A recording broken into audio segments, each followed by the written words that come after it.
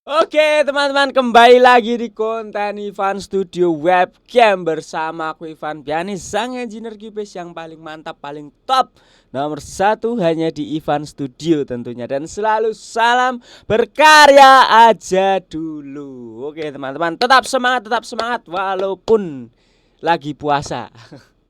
Oke teman-teman, selamat berpuasa buat teman-teman yang menjalankan. Semoga lancar sampai hari terakhir, sampai hari kemenangan nanti.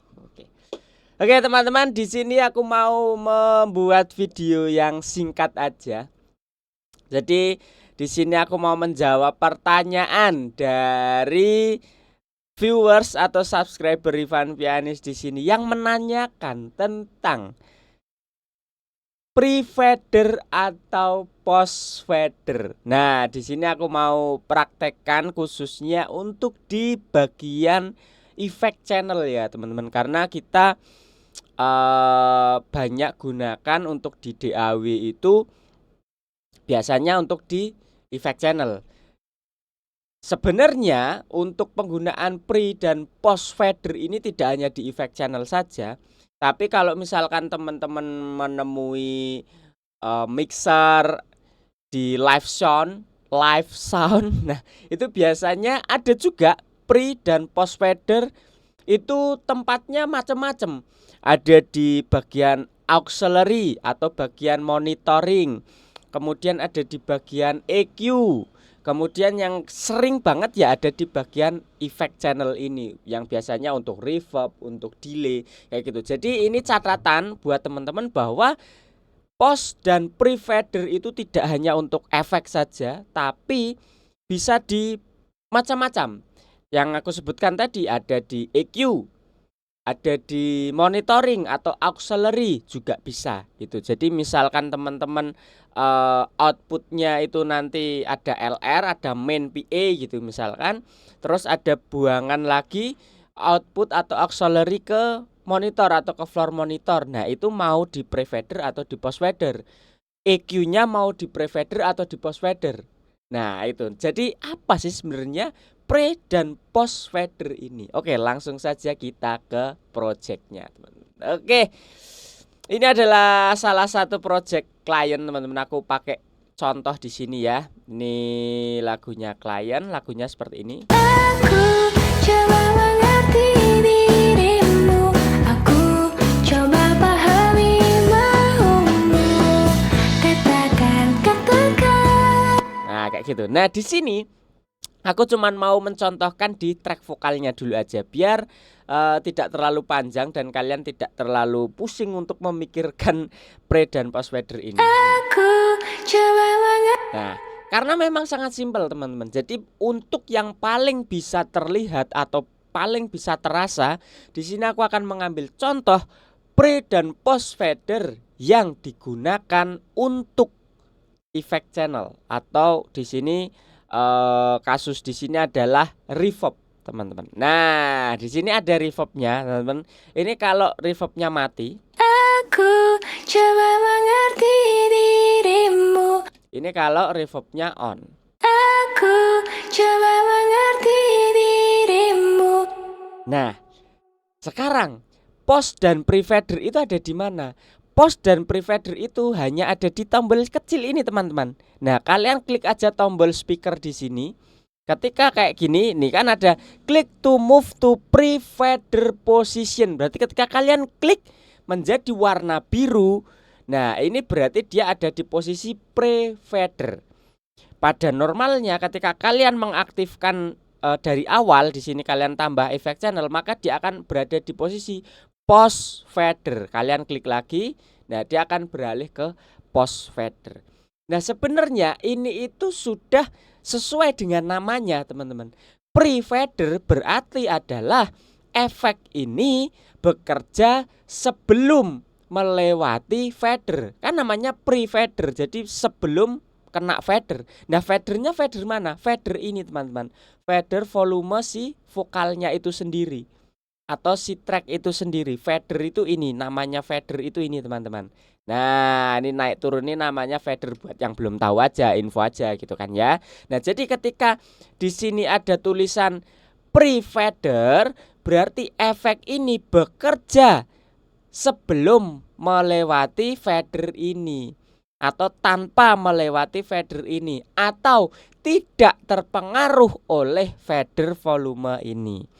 Kalau ini post fader, maka berarti kan post fader, berarti setelah fader efek ini bekerja setelah melewati fader volume ini, atau efek reverbnya bekerja dipengaruhi oleh fader volume si vokal itu sendiri. Nah, sekarang contohnya bagaimana? Contohnya, posisi pada umumnya adalah post fader, teman-teman. Oke, post fader itu berarti efek reverb ini terpengaruh oleh volume vokalnya itu sendiri, atau oleh fadernya si vokal itu sendiri. Jadi, ketika ini vokalnya nyala, Aku coba mengerti. nah kan seperti itu. Nah, reverbnya juga menyala. Oke. Ketika vokalnya tak kecilin, fadernya tak matiin, maka reverbnya juga akan mati.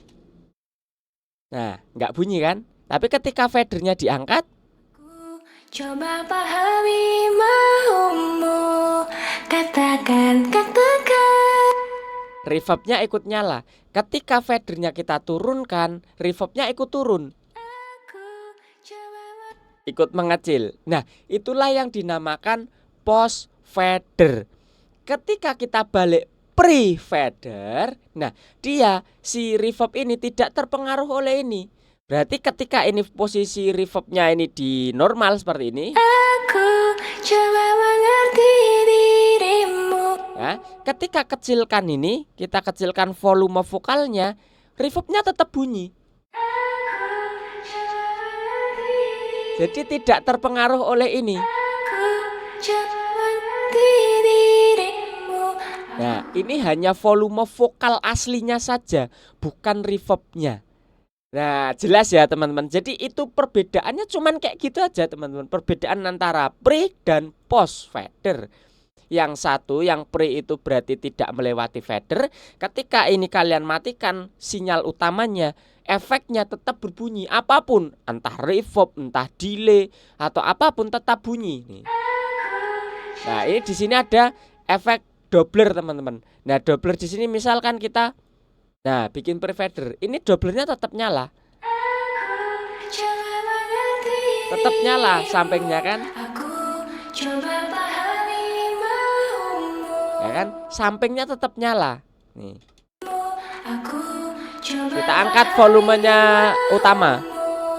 Katakan, katakan. Nah, itu kalau pre-fader semua. Tapi kalau kita bikin post fader, ketika kita kecilkan sinyal utamanya, maka doubler dari reverbnya juga akan ikut mengecil. Aku coba pahami Ya kan? maumu. Katakan, Mati.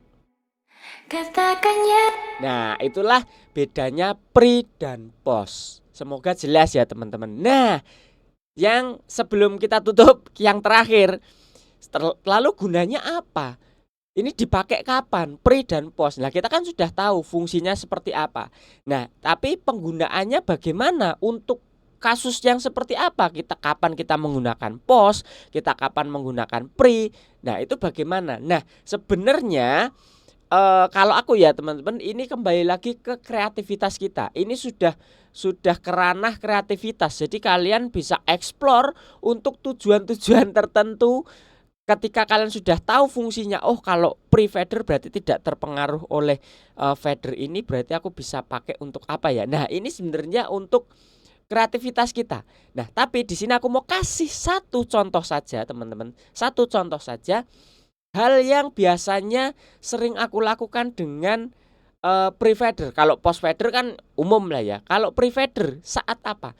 Nah, saat aku itu benar-benar menginginkan sinyal basahnya saja teman, atau sinyal wetnya saja. Kita kan kalau efek itu kan ada dry dan wet, kering dan basah, atau sinyal asli dengan sinyal efeknya gitu. Nah, biasanya aku itu gunain untuk ketika aku ingin mendapatkan sound yang bener-bener wetnya. Jadi sinyal aslinya bener-bener mati. Ya udah, aku akan pakai begini aja, reverbnya tok yang bunyi. Aku coba pahami Nah, gini. Misalkan ini untuk sound design. Misalkan aku mau mendesain sebuah efek vokal yang bener-bener mau menggema atau bener-bener yang butuh untuk scoring film, atau misalkan teman-teman butuh sound effect untuk misalkan suara snare, misalkan tas gitu, terus efeknya itu reverbnya ada yang bener-bener reverb tok, suaranya nggak ada snare-nya, jadi cuman tas gitu, snare-nya sudah bunyi mentahnya, tapi reverbnya pengen ada efek lain yang bener-bener suaranya wet-nya aja. Nah itu bisa juga. Jadi untuk sound design seperti itu, atau misalkan untuk instrumen synthesizer atau untuk gitar elektrik, di gitar distorsi, untuk layering saja kita hanya butuh reverbnya aja. Ya udah pakai pre-fader, jadi sinyal aslinya kita matikan. Ketika kita pakai post fader, maka kita tidak bisa mendapatkan sinyal wet-nya aja, teman-teman. Pasti sinyal dry-nya akan ikut, sinyal aslinya akan ikut bunyi. Kenapa? Karena terpengaruh oleh fadernya. Tapi kalau kita mau dapetin wet-nya, kita cukup pindah aja pre-fader, udah matikan sinyal aslinya, efeknya bunyi. Nah, itu ya teman-teman. Itu jadi salah satu contoh penggunaan pre dan post fader. Nah, teman-teman bisa explore sendiri nanti untuk keperluan apa. Ini bisa yang aku tadi bilang, teman-teman. Bisa dipraktekkan tidak hanya di efek channel saja. Contoh lain ada di auxiliary, ada di EQ. Nah, mungkin nanti teman-teman bisa explore coba di kompresor, di paralel kompresor, atau di ya proses-proses yang lainnya.